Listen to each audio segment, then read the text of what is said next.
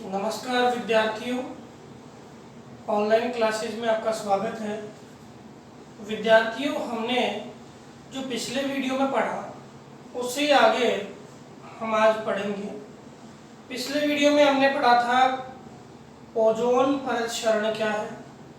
Ozone परत क्षरण है वह किस प्रकार से होता है, ये ओजोन क्या है, ओजोन गैस क्या काम करती है, वायुमंडल में कौन से क्षेत्र में ओजोन मिलती है। आज हम पढ़ेंगे कि ओजोन परत जो है उसके क्षरण के कौन से कारण है, कौन से तत्व है जो इसके क्षरण के लिए जिम्मेदार है। तो देखते हैं, ओजोन परत क्षरण है या ओजोन परत में जो छिद्र है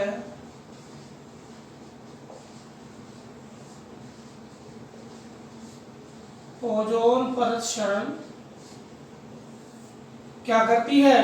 ओजोन करती है पराबैंगनी किरणें जो आती है सूर्य से उनको रोकती है, और हमारी पृथ्वी पे ताप वृद्धि जो हो रही है उस ताप वृद्धि को रोकने के लिए कौन सी परत जिम्मेदार है, ओजोन परत।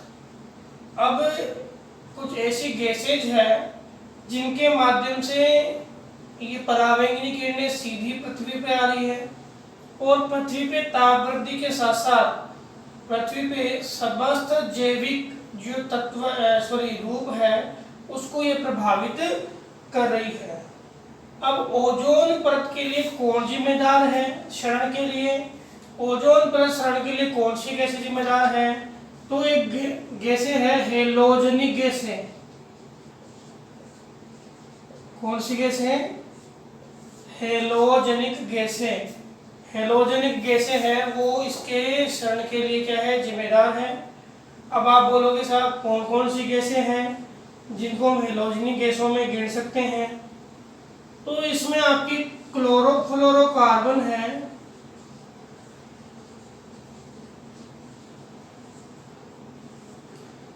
क्लोरोफ्लोरोकार्बन,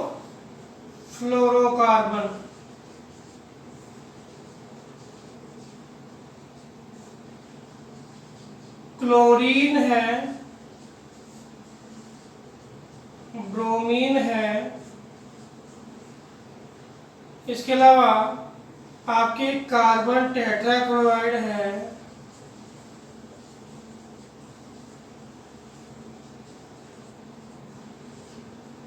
क्लोराइड,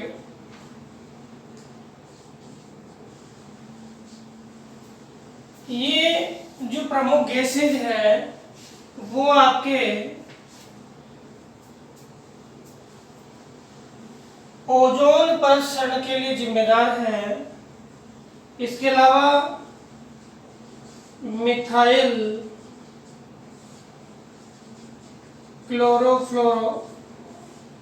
क्लोरोफॉर्म ये भी हेलोजनिक गैस है। ये सारी गैस जो क्या करती है,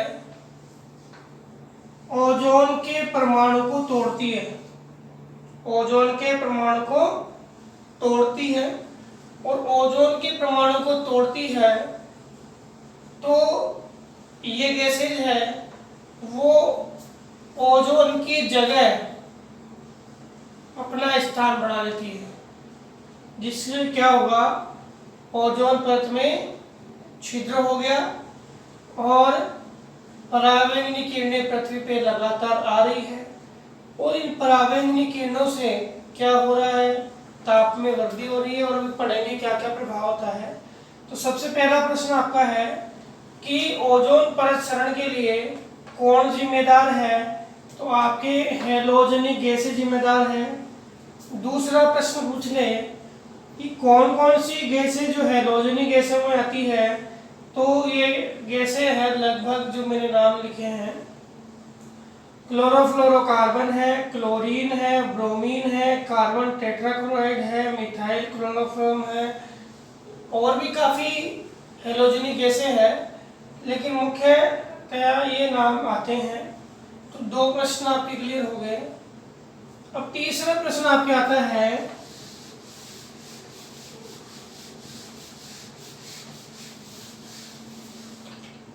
प्रश्न 3 नंबर का है, मतलब तीसरा प्रश्न है। बोलता है कि एक क्लोरीन का परमाणु, एक क्लोरीन का परमाणु है, वो 1,00,000 से भी ज्यादा, 1,00,000 से भी ज्यादा आपके ओजोन के परमाणु को तोड़ सकता है।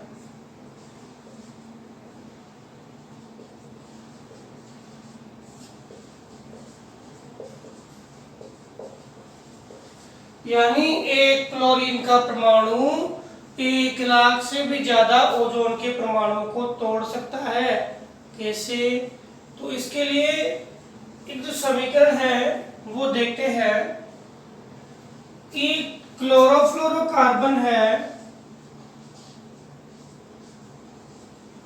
क्लोरोफ्लोरोकार्बन है जो हेलोजनी गैसों के साथ अभिक्रिया करता है, इसके साथ हेलोजनी गैसों के साथ अभिक्रिया करता है, और ये क्लोरोफ्लोरोकार्बन है वह विखंडित होता है और इससे CFCl2 बन जाता है और एक क्लोरीन का परमाणु मुक्त हो जाता है। एक क्लोरीन का परमाणु क्या होता है? मुक्त हो जाता है। इस क्लोरोफ्लोरोकार्बन का इन गैसों के साथ अभिक्रिया करने से इसका विखंडन होता है, एक ही क्लोरीन का परमाणु होगा मुक्त। अब हमें तो गणना एक क्लोरीन की परमाणु की करनी है। अब कैसे? एक क्लोरीन का जो परमाणु है, ये क्लोरीन का परमाणु है, ओजोन से विक्रिया करेगा। किससे विक्रिया करेगा? ओजोन से अभिक्रिया करेगा और क्या बनाएगा?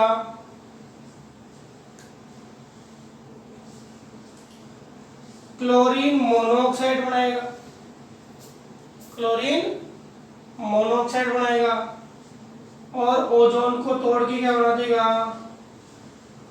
ऑक्सीजन। क्या बना देगा? ऑक्सीजन। ठीक है, अब ये ऑक्सीजन होगी निर्मुक्त। अब ये आपका क्लोरीन मोनोऑक्साइड है, ये पुनः विक्रिया करेगा। किससे? वही ओजोन से।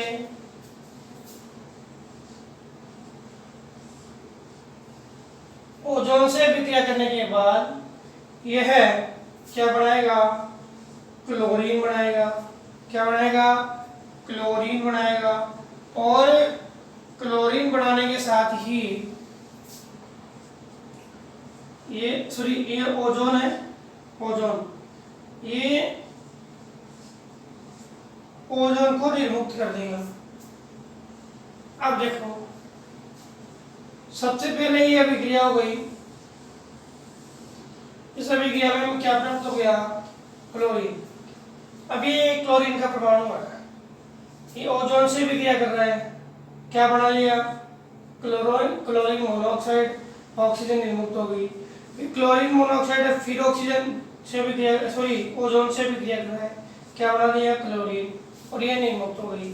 फिर ये जो क्लोरीन बढ़ गया, ये क्लोरीन है, पुनः इससे विक्रिया करेगा, क्या बना दिया? और फिर ये जो है वो पुनः इससे विक्रिया करेगा, क्या बना दिया? ये क्रिया चलती रहेगी और ओजोन है वो क्या होती है? विखंडित होती रहेगी। तो क्वेश्चन समझ में आ गया। एक क्लोरीन का परमाणु है, वो कई लाखों, 1,00,000 से भी ज्यादा ओजोन जो है उसके परमाणु को तोड़ सकता है। क्लियर है?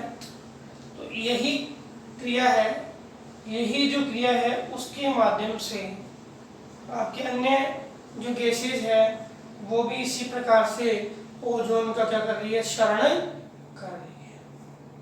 तो समझ में आ गया कि ओजोन परत में कौन सी गैस जिम्मेदार है। ओजोन गैस है, ओजोन परिसरण है वो किस अभिक्रिया के माध्यम से होता है। प्रश्न आता है एक क्लोरीन का परमाणु 1 लाख से भी ज़्यादा ओजोन के परमाणु का विखंडन कर देता है।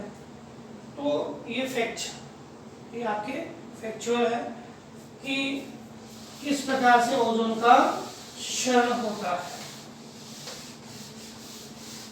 इसके बाद हम बात करते हैं कि ओजोन परत का क्षरण तो हो गया। ओजोन परत के क्षरण के बाद हम देखें कि ओजोन परत जो है उसके क्षरण से क्या क्या प्रभाव हमारे जीवन पर या हमारे वातावरण पे पड़ते हैं। तो प्रभावों की बात करें, अगला 4th क्वेश्चन बनता है ओजोन परत से क्या क्या प्रभाव पड़ रहे हैं, क्या क्या प्रभाव पड़ रहे हैं। तो ओजोन परत जो है उसके हटने से या उसमें छिद्र होने से पराबैंगनी किरणें जो आती है, अल्ट्रावायलेट जो रेज आती है सूर्य की, ये अल्ट्रावायलेट जो रेज है वो करती क्या है, वो बहुत ही भयानक होती है। और जैसे अपने एक्सरे वगैरह होती है ना, एक्सरे है, सोनोग्राफी है, ठीक है, ऐसी जो हमारी मशीनें हैं उनमें जो रेज होती है वो अल्ट्रावायलेट अगर लगातार हमारे त्वचा पे गिरे तो हमें त्वचा का कैंसर हो सकता है। क्या हो सकता है? त्वचा का कैंसर हो सकता है। इसके अतिरिक्त में कैंसर की बीमारी हो सकती है, मोतियाबिंद हो सकता है। आंखों का लगातार अगर मान लो गिरे ना तो आंखों की रोशनी भी जा सकती है, मोतियाबिंद एक ज्यादा सा उत्पन्न हो जाता है आंखों में। वो किससे होता है? इससे। कई बार आपने सुना होगा कि, और हमने जनजातियों में देखा भी था कि एस्किमो जनजाति के लोग हैं एक विशेष प्रकार का नेत्र कवच बनाते हैं। क्या बनाते हैं? नेत्र कवच बनाते हैं। हमने पिछले कक्षा के दौरान पढ़ा भी था कि पृथ्वी से सूर्य से आने वाली जो किरणें हैं 100% जो सूर्य विकिरण है उनमें से 2% जो सूर्य विकिरण है वो स्मूदी क्षेत्र है, जल है, और आपके जो भी ये आपके जो बर्फीले प्रदेश है उनसे वो है क्या होती है, रिफ्लेक्टिव हो जाती है। तो ये रिफ्लेक्टिव होती है तो जैसे स्मूदी क्षेत्र पे गिरती है तो कांच होता है ना, कांच पे कोई भी ताप सूर्य का प्रकाश गिरे या कोई भी रोशनी गिरे तो उससे एक रिफ्लेक्शन होता है जो हमारी आंखों में क्या करता है, एक अचानक एक जो रोशनी है वो आती है। उस रोशनी से कई बार ऐसा होता है कि हमारी आंखें वो अचानक खराब भी हो जाती है। वही है ये अल्ट्रावायलेट रेज है, उसे मोतियाबिंद जैसी बीमारी है वो आंखों में हो जाती है। इसके अतिरिक्त देखें तो ये पराबैंगनी किरणें जो आ रही है उससे आपके जो पादप प्लावक है जाएंगे, ऐसे पौधे जो समुद्री तटीय या नदी क्षेत्र है या तालाब है उनके ऊपर तैरते हैं, ऐसे पादप प्लावक क्या है, नष्ट हो रहे हैं। साथ ही साथ आपके जो खाद्य श्रृंखला है, खाद्य श्रृंखला पर भी इसका क्या पड़ रहा है, प्रभाव पड़ रहा है। कौन सी? समुद्री खाद्य श्रृंखला मान लो, मुख्यतः समुद्री खाद्य श्रृंखला में क्या है, प्रभाव पड़ रहा है। खाद्य श्रृंखला जानते ही हो, खाद्य श्रृंखला क्या होती है कि फूड चेन, पहला होता है उत्पाद, फिर होता है उपभोक्ता। उपभोक्ता में आपके पहला शाकाहारी, मांसाहारी, चरम मांसाहारी, फिर आपके चरम मांसाहारी, और उत्पाद होता है ये वनस्पति होती है। उत्पाद क्या है? वनस्पति है। तो ये वनस्पति पादप प्लावक है वो नष्ट हो रहे हैं, तो ये क्या होगा? प्रभावित होगा। तो ये रूपरेखा आपके, ये प्रभाव आपके किससे पड़ते हैं? ओजोन परत क्षरण से पड़ते हैं। साथ ही साथ जो मेन समस्या है, जलवायु में भी अंतर आ रहा है, जिसके कारण जो फसल चक्र है वो क्या हो रहा है? प्रभावित हो रहा है। रबी, खरीफ, जायद, हमारे भारत की बात कर रहा हूँ, फसल चक्र क्या है? प्रभावित हो रहा है। अब जो लगातार अल्ट्रावायलेट रेज है जिन स्थलों में लगातार आ रही है, वो लोग इससे स्ट्रगल कर रहे हैं, सफर कर रहे हैं। तो उन लोगों की जो इम्यूनिटी पावर है, यानी रोग प्रतिरोधक क्षमता, क्योंकि उसके उनके शरीर पे पड़ रही है, तो कई प्रकार के जो रोग है त्वचा जनित उनके हो रहे हैं, तो रोग प्रतिरोधक क्षमता क्या हो रही है? लोगों की कम हो रही है। रोग प्रतिरोधक क्षमता क्या हो रही है? कम हो रही है।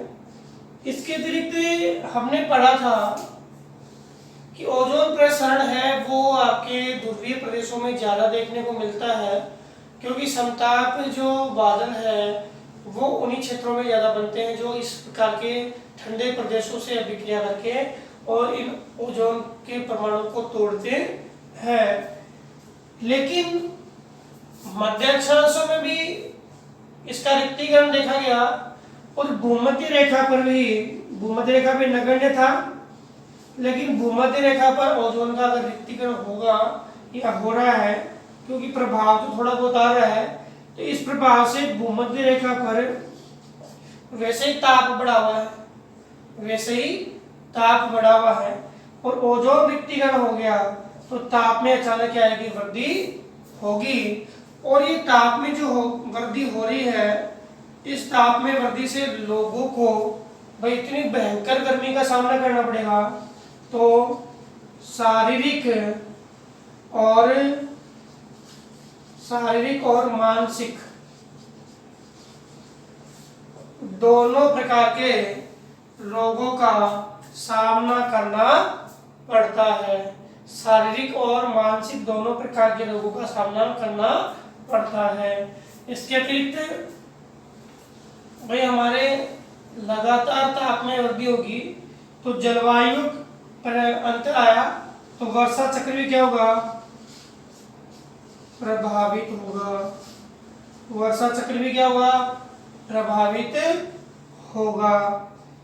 तो वर्षा चक्र प्रभावित होगा, तो मैंने बताया अभी फसली चक्र भी क्या होगा? प्रभावित होगा। ठीक है। और इसके अलावा जो जीव जंतु है जो स्थल में रहने वाले हैं, ये स्थल में समुद्री श्रृंखला तो बात की है हमने, स्थल में रहने वाले हैं वो भी क्या होगी? इससे प्रभावित होंगे। इसके बाद की मैं बात करूं कि प्रभाव आपने पढ़ा। पांचवा प्रश्न है कि जो ओजोन प्रसरण है उसके लिए, उसके उपाय या उसके संरक्षण के लिए क्या क्या प्रयास किए जा रहे हैं? संरक्षण के क्या क्या उपाय किए जा रहे हैं? तो सबसे पहले तो आपको पता है कि विश्व स्तर पे इसके लिए प्रयास हो रहे हैं, और इसके संरक्षण के लिए 1987 मॉन्ट्रियल समझौता, मॉन्ट्रियल कहाँ पर है? कनाडा। मॉन्ट्रियल कहाँ, किसका नगर है? कनाडा का। पढ़ा है हमने सेंट लॉरेंस मार्ग पे, मॉन्ट्रियल, क्यूबेक, ओटावा। तो मॉन्ट्रियल जो सम्मेलन हुआ, मॉन्ट्रियल जो समझौता हुआ, इसको हम ओजोन परत क्षरण के लिए बहुत महत्वपूर्ण समझौता मानते हैं। किसको? मॉन्ट्रियल समझौते। इस मॉन्ट्रियल समझौते में आपके जितने भी CFC या हेलोन गैसेज है, हेलोजन गैसेज है, उनके उत्पादन में क्या है, रोक लगाई गई है। और इसके लिए देशों को एक बड़ी सख्त रुख से, यानी बहुत ही हार्डली चेतावनी दी गई है कि ये गैसेज है, जैसे कार्बन टेट्राक्लोराइड है, CFC है, जो गैसेज हेलोन है, उन हेलोन गैसों को अगर हम ज़्यादा मात्रा में उत्सर्जन करते हैं तो हमारे लिए बड़ा खतरा साबित होगा और इसको हमें प्रतिबंधित करना है। अगर प्रतिबंधित नहीं करते हैं कोई देश तो उनके लिए अलग से उपाय सोचे गए हैं। दूसरा, इसके लिए 2 मार्च 1990 को ओजोन सुरक्षा, ओजोन परत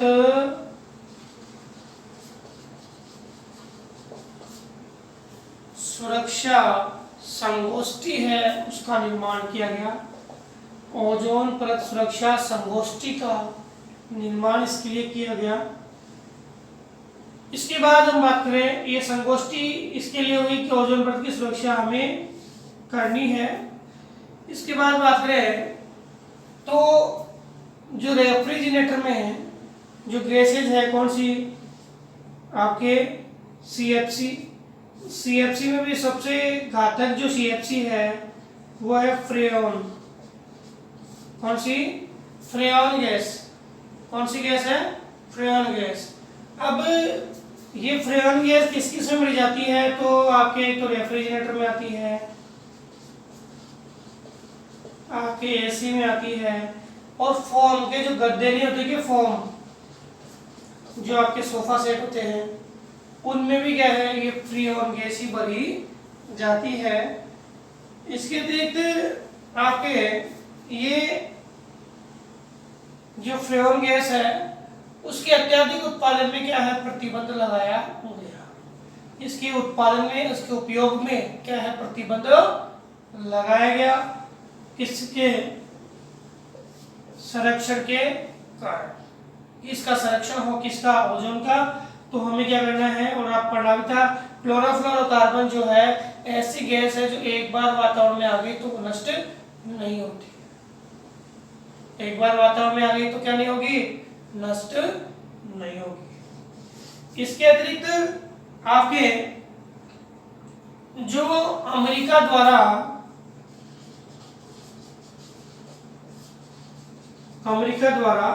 एक वायुयान जो है अपने युद्ध बेड़े में शामिल किया गया था, क्या नाम था, कॉनकोर।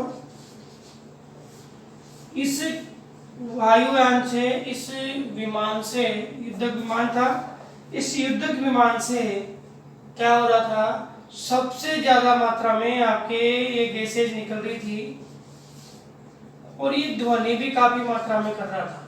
तो ध्वनि प्रदूषण भी हो रहा था, प्लस ओजोन को भी क्या है इससे ओजोन भी क्या इससे प्रभावित हो रही थी। तो अमेरिका द्वारा ये जो चलाया गया उस पर तुरंत क्या किया गया, प्रतिबंध लगाया गया। तुरंत क्या लगाया गया, प्रतिबंध लगाया गया। इसके अलावा लोगों को जागरूक करने की दृष्टि से 16 सितंबर, याद रखना प्रश्न आ भी जाता है, 16 सितंबर को ओजोन दिवस या ओजोन परत दिवस के रूप में मनाने का सुझाव दिया गया कि 16 सितंबर को ओजोन परत दिवस बनाया जाए। क्यों बनाया जाए, क्योंकि ओजोन परत दिवस अगर हम, और कौन सा, विश्व ओजोन परत, भारत किसी देश विशेष का नहीं है, विश्व ओजोन परत दिवस मनाया जाए, पूरे विश्व में लोग हैं वो जाने कि ओजोन परत है। 16 सितंबर को याद करें तो हर वर्ष लोगों की याद तरोताजा हो। दिवस क्यों मनाते हैं, क्योंकि हम दिवस के माध्यम से उस प्रॉब्लम को जाने, या कोई महान विभूति है उसको याद करें, उनके पद चिन्हों पे चले, इसलिए क्या बनाए जाते हैं, दिवस मनाए जाते हैं। ओजोन परत दिवस है 16 सितंबर जो आने वाला है, उसको ओजोन परत दिवस बनाया जाता है। और ये ओजोन परत दिवस जो है आपके किसके लिए, ओजोन परत में होने वाले क्षरण को कम करने के लिए, लोगों में जागरूकता लाने के लिए प्रति वर्ष मनाया जाता है। अब हम बात करें प्रश्न आपके मॉन्ट्रियल समझौता, ये पढ़ेंगे आगे सारे समझौते क्या क्या हुआ था। ओजोन परत सुरक्षा, CFC फ्रेम जो गैस है वो रेफ्रिजरेटर, AC, फोम, सोफा वगैरह होती है उसमें होती है।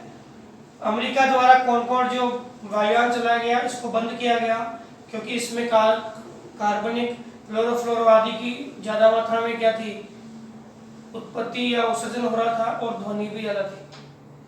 16 सितंबर को विश्व ओजोन दिवस मनाया जाता है। तो विद्यार्थियों आज हमने ओजोन परत क्षरण किस कारण से होता है, कौन सी गैसेज काम करती है, और ओजोन परत क्षरण है उसके क्या प्रभाव, उसके क्या परिणाम देखने को मिलते हैं, ये हमने पढ़ा। अगले वीडियो के माध्यम से विश्व में पर्यावरण से जुड़े कौन कौन से सम्मेलन हुए हैं उन सम्मेलन को पढ़ेंगे। धन्यवाद।